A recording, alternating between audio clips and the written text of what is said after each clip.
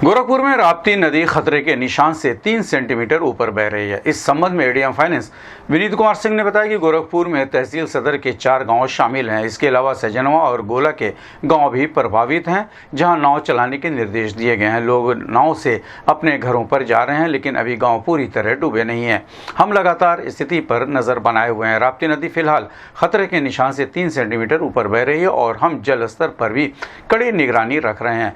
बाढ़ की स्थिति को देखते हुए एनडीआरएफ, एसडीआरएफ और पीएससी को तैनात किया गया है। जनपद में 86 बाढ़ चौकियों की स्थापना की गई है और 240 नावें उपलब्ध हैं। जिन गांवों को आवश्यकता होगी उन्हें नाव उपलब्ध करवाई जाएगी। बाढ़ से पहले ही राशन का टेंडर कर दिया गया है और जहां आवश्यकता होगी उन गांवों में वितरण किया जाएगा। नागरिकों से अपील करते हुए उन्होंने कहा कि नदी का जलस्तर बढ़ गया है, इसलिए नदी में नहाने ना जाएं और बच्चों को भी ना भेजें।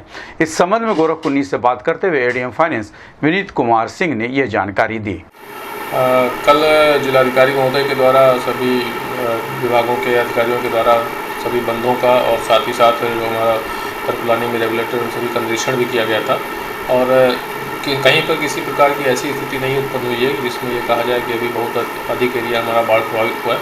कुछ गांव हमारे ऐसे हैं जिनका कनेक्टिविटी जरूर कटा हुआ है, जिसके लिए सदर तहसील में 4 गाँव है, एक सजनवा में और आज रात में एक गाँव गोला तहसील का है जिसकी कनेक्टिविटी कटी है।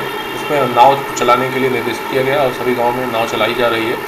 लोग नाव से अपने घरों में आवागमन कर रहे हैं। कोई आबादी अभी बाढ़ से डूबी नहीं है और हम लोग लगातार निगरानी रख रहे हैं। जो राप्ती नदी के जलस्तर का सवाल है तो अपने खतरे के निशान से 3 सेंटीमीटर अभी ऊपर है। आज सुबह की 8 बजे तक की रिपोर्ट में राप्ती नदी लगातार उसके जलस्तर को भी हम लोग वॉच कर रहे हैं और हमारी बाढ़ को लेकर पूरी तैयारी है।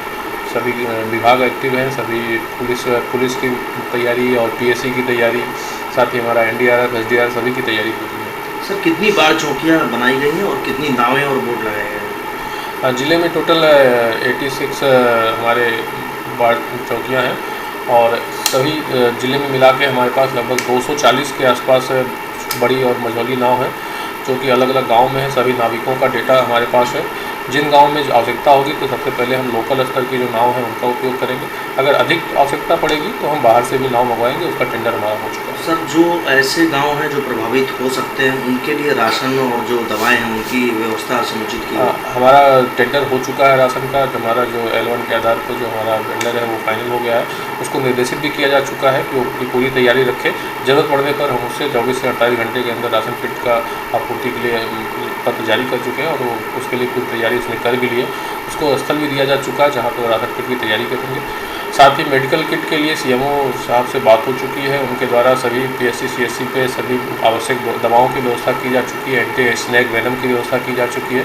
कहीं भी कोई इस तरह की समस्या आती है तो तत्काल प्रभाव से हम राहत और बचाव कार्य करेंगे। सर, कई जगह पे देखा जा रहा है बंदे पे रेनकट दिखाई दे रहे हैं, तो इनको भरने के लिए कुछ समुचित उपाय किए गए? बिल्कुल, कल के निरीक्षण में भी हम लोगों ने देखा था कई जगहों पे रेनकट है।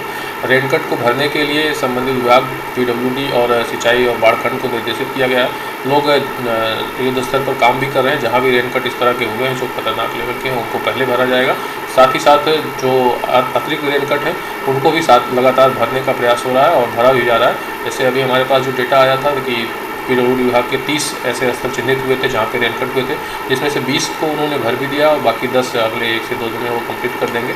उस पर भी काम चल रहा है। इसी तरह सिंचाई विभाग भी अपने बंधों का निरीक्षण करके वहाँ पे जो रेनकट हुए उनको भरने की कार्रवाई कर रहा है। सिंचाई विभाग के द्वारा बाढ़ को लेकर यदि कहीं पे कोई कटान होती है तो उसको लेकर जो एक्स्ट्रा मटेरियल होता है उनका वो प्रिजर्व कर लिया है उन्होंने जगह जगह अपनी बाढ़ चौकियों के आसपास और बोरियों में सिल्ट और मिट्टी और रेत की बोरियां तैयार की जा चुकी हैं और लगातार हम तैयार भी कर रहे हैं। इसके अलावा बोल्डर और अन्य सामग्री जो कटान से बचाव के लिए होते हैं उनकी भी तैयारी हमारी है।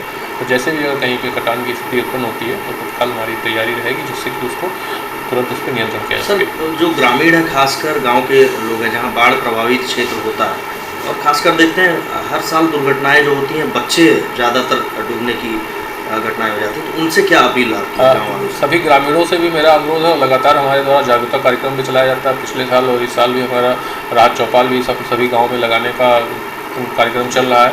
कई गाँव में हमारी राहत चौपाल हो भी चुकी है और तो ग्रामीणों से भी अनुरोध रहेगा, उनके परिजनों से भी अनुरोध रहेगा और जो भी जागरूक नागरिक हैं उनसे भी अनुरोध रहेगा कि जो जलस्तर है, जल मग्न भूमियाँ हैं या तालाब हैं, पोखरें हैं, नदी हैं, उनके आसपास लोग नहाने के लिए या खेलने कूदने के लिए ना जाएं। और जो मछली पकड़ रहे हैं या उस तरह की गतिविधियाँ कर रहे हैं उनके लिए भी रहेगा कि सावधानी बरतें, पानी के अंदर ना उतरें। और यदि नाव के द्वारा कोई यात्रा हो रही तो उसमें हमने सभी नाविकों को, तो 40 हमारे चिन्हित हैं, उनको सबको हमने नाविकों को किट भी दिया था जिसमें life jacket, life boy ring और इसके अलावा सर्च लाइट, रस्सी इत्यादि सामग्री दी गई थी। तो उनके लिए भी सभी एसडीएम को निर्देशित किया गया है कि वो सभी सामग्री के साथ ही नाविकों को उपयोग करें और उसमें किसी को बैठा रहे हैं तो उसको लाइफ जैकेट जरूर पहनाएं।